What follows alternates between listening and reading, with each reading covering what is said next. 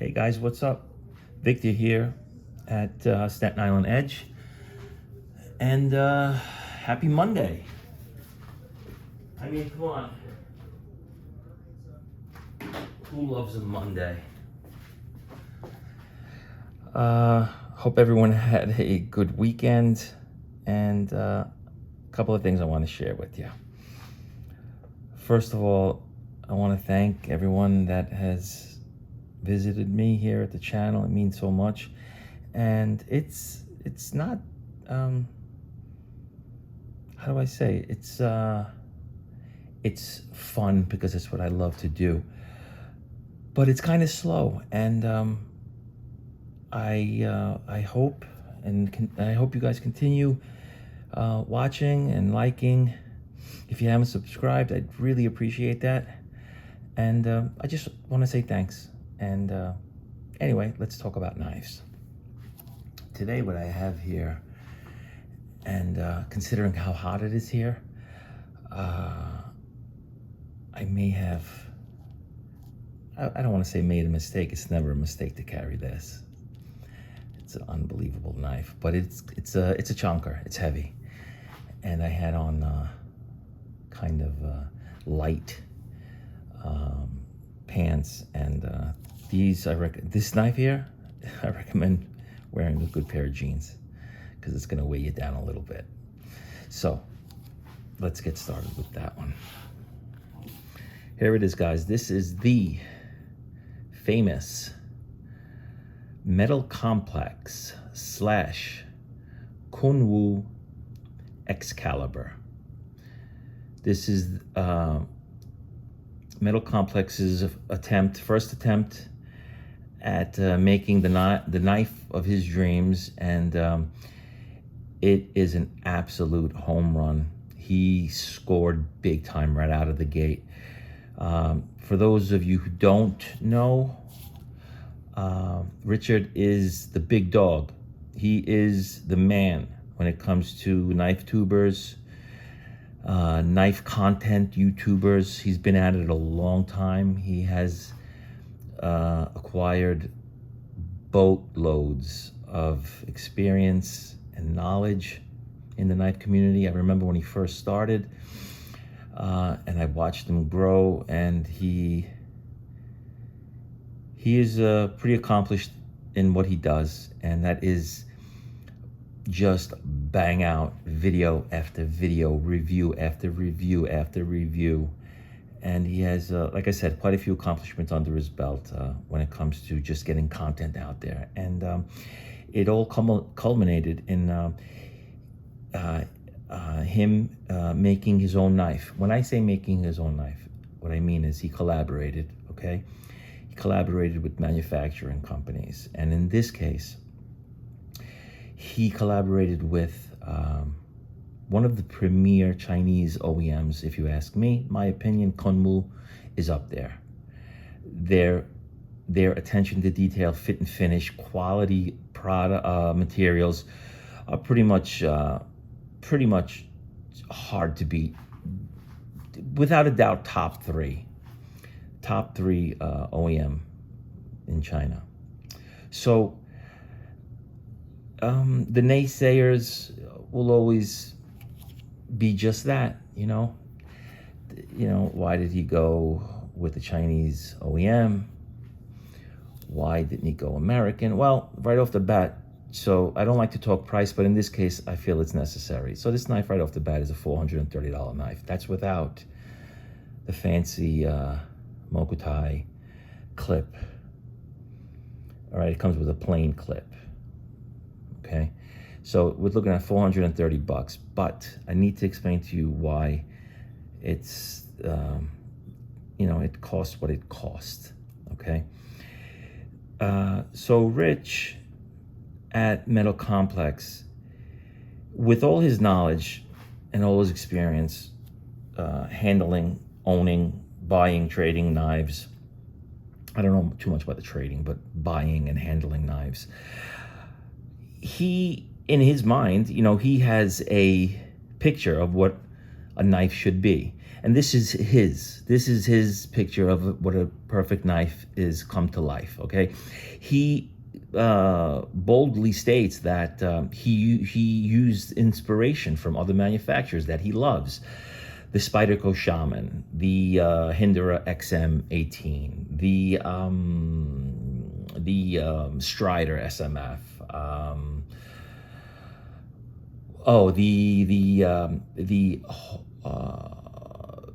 the Griptilian, which is the Benchmade Griptilian / Hoe Gritter, because they're basically the same knives.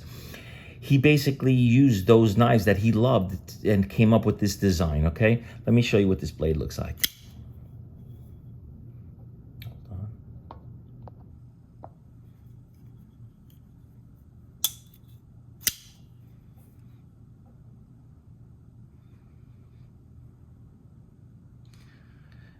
Okay, so where do I start? There's so many unique and wonderful things about this knife. So like I said, he had those knives in his life, knives that he used and loved, and he basically used inspiration from all of them. When you look at this, you may think of a Hindera. When you look at the blade, you may think of the Shaman, the Spyderco Shaman. And you know, you get the idea. So this particular knife is top material, titanium, and it's in this gorgeous milled pattern, this diamond millings, which gives you a fantastic grip and just overall gorgeous aesthetics. Okay, and one thing, if you notice, when I turn the knife like this, I'm sure you knife guys know what this is, right? It's not a regular knife design, right? This is one piece.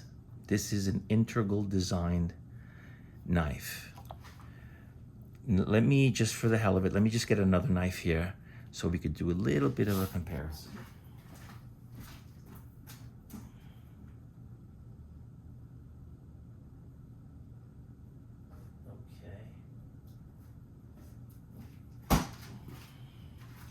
Okay, for this little experiment or display, I want to show you how this is a regular sandwich type construction. You get two slabs, let's call them two slabs, right? In this case, two pieces of titanium with the blade in the middle, right? Screws holding them together. The typical standard way to make most knives, right? So this is an integral. It's one piece. See, no screws? And this is milled. So picture this, this was one solid chunk of titanium. And then it's milled and cut to form this. And it increases stability and strength by a significant margin. Now, do we have to have integral knives? No, we don't. But they're cool. They're awesome. And I want to know what they're like, so I bought this. I have one or two others that I will definitely be showing you soon. So getting back to this, the Metal Complex / Kunwu Excalibur. So Metal Complex being Metal Complex, so we saw that he went with this gorgeous titanium with the beautiful diamond milling, and this blade shape is an over travel stop. There's nothing he chinsed on. There's nothing he took. There's no shortcuts here. So the blade, not only is it gorgeously, ground to that beautiful edge at a acute point with that fairly thin, behind the edge. This is a cutting machine right here. And you could use the thumb studs and the deployment hole. No doubt, inspiration from a Spyderco, right? And he'll tell you he doesn't, he doesn't try to hide that notion. Okay, so we're talking about titanium with this beautiful shaped blade, and it happens to be Vanex. Yep, Vanex. It doesn't get much better than Vanex, guys. It's super. It's pretty on top list wise when it comes to super steels. It's it's tough. It has great edge retention, and it is the king, the undisputed king of corrosion resistance. You could leave this blade in a bucket of salt water, come back in a month, and you won't see a speck of rust on it, where it will completely tear through most other, even higher end steels. Not Vanex. It's magic. Well, he also gives you the option of not only having a Vanex blade, right? But that's a DLC coating. Now, you heard on some of my other videos me mention DLC, how it's magic. Again, it's no joke. DLC is for real. You know, it's not PVD, it's not Cerakote. This stuff is amazing. If you don't believe me, there are quite a few tests on YouTube, not tests, where the owner of the knife takes, in this case, let's talk about Rich himself, Metal Complex. He takes a drill bit, goes over to the blade, and scratches it. And you're like, oh my God, stop. What are you doing? Don't. You're going to ruin that. And sure enough, gets a rag, sees the scratches, gets a rag, boom, and it's gone. Yeah, so DLC. So if you have a tough and amazing steel, you just made it even tougher and even more wear resistant. So yeah, and so it comes at a cost. This, I told you, this is a $430 knife. But make no mistake about it. If this knife was made in the States, this would be a $1,200 knife. Easily $1,000 to $1,200. Guys, I know there are the naysayers and the poo-pooers about Chinese-made knives, and we spoke about that, and I'm here to make friends. I don't want to make enemies, guys. Seriously, I don't. If you don't like Chinese knives, don't buy Chinese knives. I understand 100%. Far be it for me to ever tell another man how to spend his money. You do you, plain and simple. But there's no denying they're making really good products. The knives that are coming out of there are fantastic, and I'm gonna leave it at that. No more. So this is the Excalibur, and what else could we say about this? I mean, we spoke about the construction of it, we spoke about his inspiration, and that's about it. Oh, you know what we can say? That because this was such a huge hit, but it was very on the expensive side, he did go ahead and, I'll show you. Hold on. I got one handy. He went ahead and he made a regular sandwich instead of the integral. He went ahead and designed the same knife. It looks the same, right? But with regular sandwich construction, like we spoke about here, right? Which significantly lowers the price, and it also, it's not a liner lock, a frame lock like this. This is a frame lock. The one he designed, the less expensive one, is a like a Spyderco compression lock with the little tab here. I'll show you. Okay, and besides making a less expensive Excalibur, they made a compact Excalibur. This one happens to be in carbon fiber, and they used, I'll show you here, they call it the Vertilock, like a compression, like a Spyderco. Could you see that, guys? Like a compression, like a Spyderco compression lock. Works very nice. And guys, this compact Excalibur is gorgeous. It's, you know, I'm wondering what you guys think, that this guy's always gushing over his knives. Guys, I'll admit it, and I have in the past. I am a knife junkie. I love these things, you know. There are worse habits to have, you know. But yeah, this is a beautiful knife. This is the compact Excalibur, and this also comes in this. You could get it in the same spec like this. You could get it in titanium, and different and other colors of the carbon fiber. Anyway, this video is not about that guy. So let's go and check out my wonderful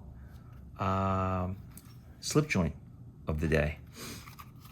This is, and I have not shown one yet, guys. This is the first GEC I think you guys are seeing on the channel. And we'll have a video entirely dedicated to GEC, which is top notch in my book. My favorite, if one of my favorite traditional brands. So this is the number 77 Yankee Clipper in Gabon ebony wood. Absolutely beautiful, guys. I'm hoping the grains of this comes up. It's such a beautiful wood, such a perfect wood for knives. Has these gorgeous bolsters here.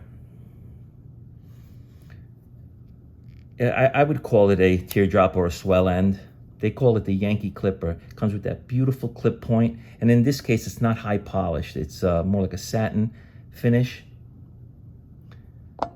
And it feels fantastic in hand. A really beautiful piece. This one has half stops, which I love. And it has a nice size, very nice size pen blade. This comes in different specs as well. So yeah, this is the GEC. And let's I wasn't really going to go into the history of GEC, but we could say one thing about GEC, and I'll save the rest for the video, the GEC video that I do. So GEC was started by two dudes, Ken Daniel and Bill Howard. Bill Howard happens to be a man who worked for Queen. Yes, you've heard me mention Queen. I love Queen. It's up there for me as well as one of the best. And he worked for Queen for over 30 years. And then he had an opportunity. He left and started GEC. They started in 2006. 2006. You would think the knives that they make are such old school knives that they've been around forever. No, they haven't. But their technique and believe it or not, the machinery that they build these beautiful knives on are the old school machines that they got their hands on from the older company. I think it's Queen machinery. I'm not sure. Don't hold me to that. And they make these most unbelievably gorgeous American-made knives. I'm proud to say it. They're expensive. They're difficult to get. The same thing. You find out there's a drop, and if you're quick enough and slick enough, you'll be able to get one. And if not, you'll be able to go on the secondary and pay sometimes double for the same knife that was just released yesterday. A knife that was released for $180 is now selling for $300 on eBay or whatever on the other secondary markets. That's just the way it is, guys. I hate it, but it is what it is. And again, this is the GEC number 77 Yankee Clipper. Hey guys, so we're gonna make this a short one today. I thank you so much for joining me, and catch you on the next one, all right? Have a great rest of your day. Bye-bye now.